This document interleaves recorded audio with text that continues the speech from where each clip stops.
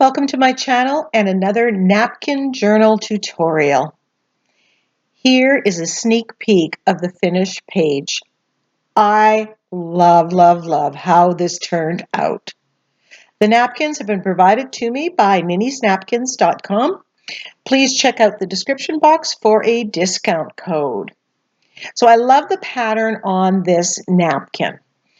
And I chose it even though the napkin itself is very light. I did have some concerns about that, but we worked that out. There are 4 same patterns in each of the quadrants, and I'm just cutting this apart. People said, can you cut out the pattern with scissors? And yes, you can. It's just very flimsy once you've taken off the white plies. So I prefer using the water brush technique that you're going to see me using.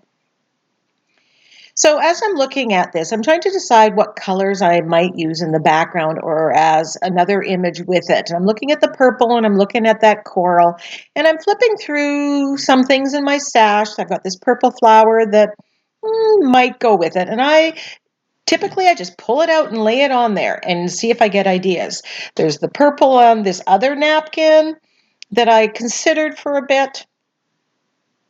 Kind of still undecided, so I thought, okay, you know what? I just want to cut out with my brush, and here I'm using a liner brush instead of the angle brush, and this worked even better.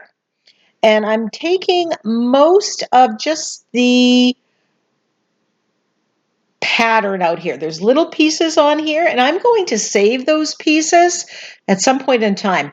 And then I pick out some vintage butterflies, and I decide this is the composition. Now I'm unsure about the background. I know I want to go vintage, and I want to have that brown that is on the napkins and as well on those vintage butterflies. And then I grab green. And I'm not sure why I grabbed this green, but at the time I thought this would look good. And I'm not exactly happy with what I'm seeing. I'm adding gesso, I'm lightening the colors, I'm blending this, but I know that this is just the first layer. So I'm pushing through and I'm grabbing the napkins, putting it on top, looking at it, seeing, is this working? I wanted to go fairly light because the napkin was so light. And these colors are fairly muted, which if you watch me, that's typically not me. I'm applying this. The page was not gesso to begin with, and I'm applying it with a makeup sponge. So now I'm going to start layering on some pattern and design, and I want to get that vintage feel like old wallpaper. This is plaid fringe, and I'm putting that on with white. This is another, these are all the Crafters Workshop stencils. And these ones, I think I'll list them. You do not see them at the end, not even a hint of them, but they help me get to where I do end up. So they have value. Just trying to build vintage look. And I'm really liking how this stencil works on here and the imprint that I'm getting. So I will definitely be using that for something else.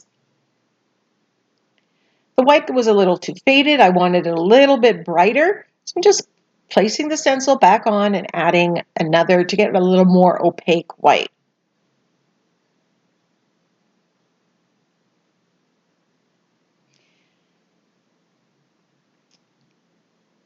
So I'm putting that on. It goes okay. But I know because the napkin is so light, I'm going to end up doing a lot of finishing work on it to bring out that napkin. Here I'm using my old French script stamp, a favorite that I use, again, for that vintage feel. This is a favorite of mine. Linked tiles, I believe it's called. And this one, it will be in the description box. And this one works so well on all vintage things. And it goes, the shape of the pattern on this goes really well with the pattern on the napkin.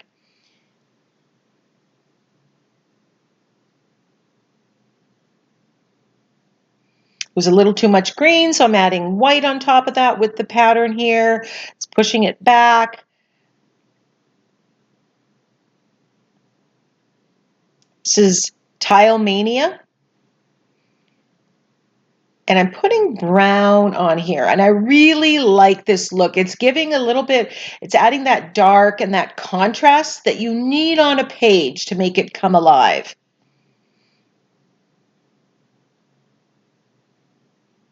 And there's brown on the napkin. There's that brown in those butterflies. Now, because the brown and the green background, that is so not my usual. I'm not 100% happy with it, but I'm fighting through that because I'm trying something new. And when you try something new, often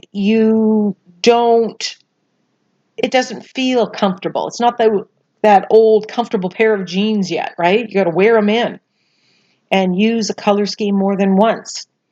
So this pattern is very, very light. And if I put it down with the pattern background, everything behind it would show.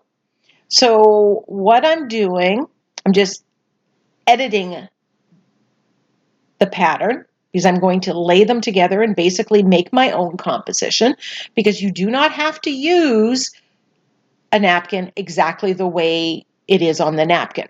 You can play with it. You can layer it up. You can tweak it.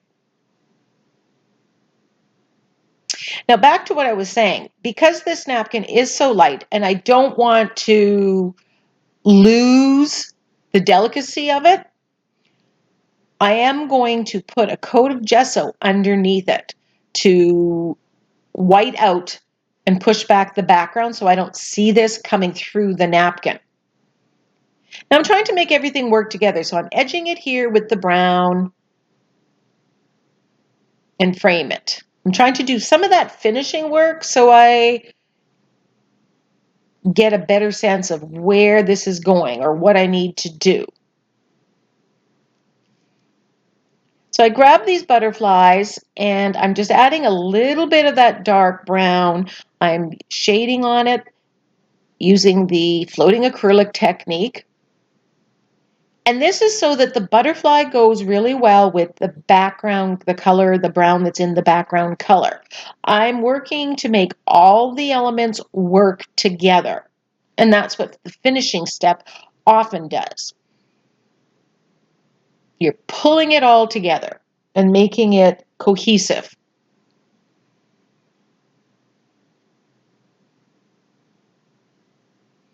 Now, what I should have done here is I should have put a coat of gel medium on or clear gesso, because it did soak into the paper of the butterflies a little bit more than it would have otherwise. You needed to turn it into a non-porous surface. So I'm playing with the final composition. And when I look at this, I'm not unhappy with how it works.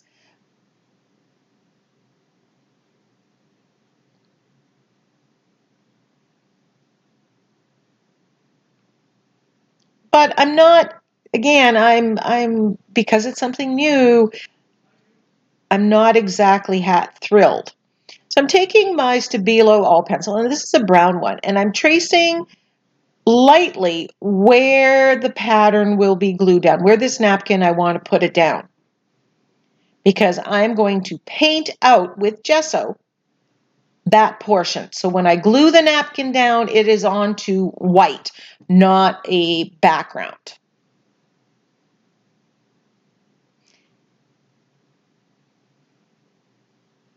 Now, if you don't want to do this step, what I could have also have done and what you could do is glue the napkin onto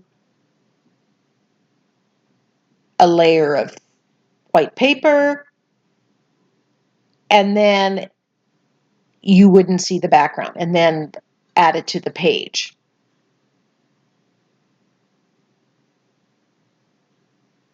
It also might look quite nice if I had glued that one down onto book paper or music paper, because then the music or the dictionary paper would show through, but it wouldn't block off the pattern. Now I'm just gluing this down with my fluid matte medium. I love, love, love, love that stuff. And I'm putting some on underneath and then on top. And you can see that the pattern, the light pattern on this napkin is shining through because I put that white underneath.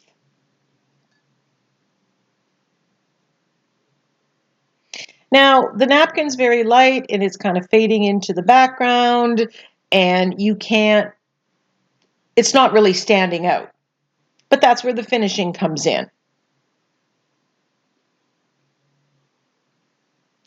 Now, after sitting for a while, I wasn't happy with the green. It wasn't quite the colors that is on the napkin. And so I'm giving this a wash of Prussian blue, or several washes of it. I'm just thinning down the Prussian blue and painting right over top of what was there. I could have left it and continued on, and I'm thinking with the finishing it would have looked fine. But when I did this, and I did lose some of the patterning from the stenciling that I put in.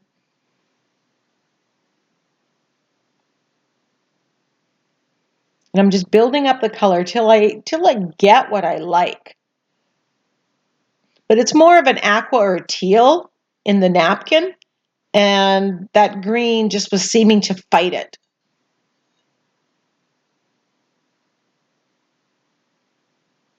I'm doing a little bit of a dance here, adding some, taking it off, adding some, taking it off. Then I grab my Link Tiles stencil and the Prussian blue and decide I need some contrast. So my idea of going light out the window. And this was, wasn't the plan, but I so love it. This is where everything just came together. And it really does look like old vintage wallpaper. And the green, while it's still there, is reading more of a teal, and those colors with the colors that are in the napkin are just, they work so well together. That little bit of brown is just peeking through underneath, and that matches the napkin. Everything's working together. So I'm edging with the Prussian blue, and I'm just one happy creator right now.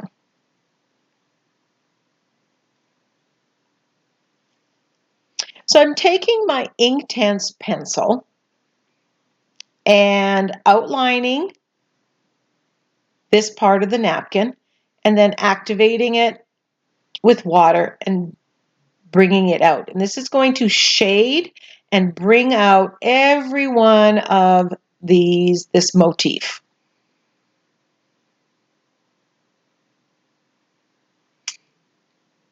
And it's going to introduce that Prussian blue color to in between all those parts. So it really looks like I have collaged every one of those pieces down one at a time.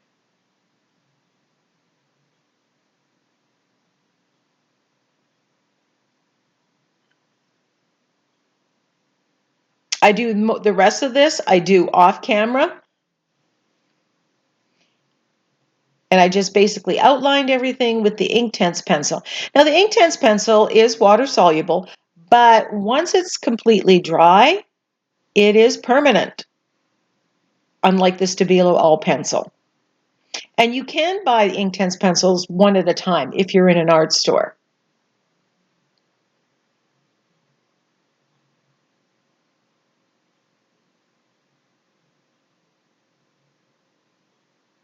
So you can see the difference there.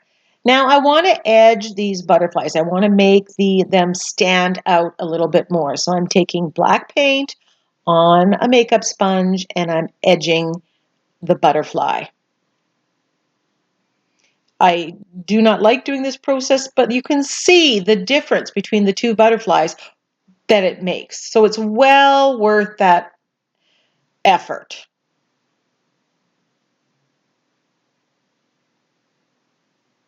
And slow and steady. There is no glob of paint on the makeup sponge. It's fairly dry. Once you got it loaded up, it goes a long way.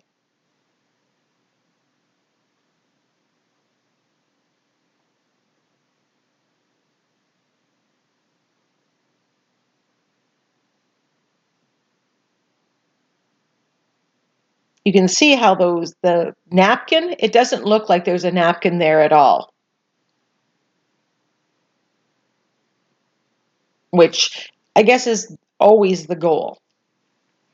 Now I'm going to splatter with some gold paint. I have this pre-mixed, it's thinned, heavy body paint that I just add water to, and I keep it in this little cup. Every once in a while I add another couple spritz of water and keep it the consistency that I need. I'm going to glue these butterflies down, and I went and I grabbed my sentiments that I printed off on, this was tea stained paper, and I'll put a link to that video where I show how to do that. And they are that, tea stained papers are just the perfect color for this vintage page. And on this page, I've given you a message from me to you. Just start. Take chances and try again.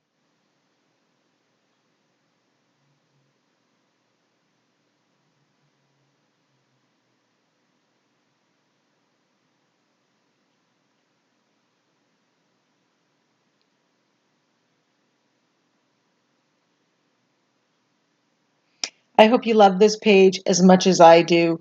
It was a little bit of a journey, but well worth it. Every step along the way led me to the next step, which led me to the completed page.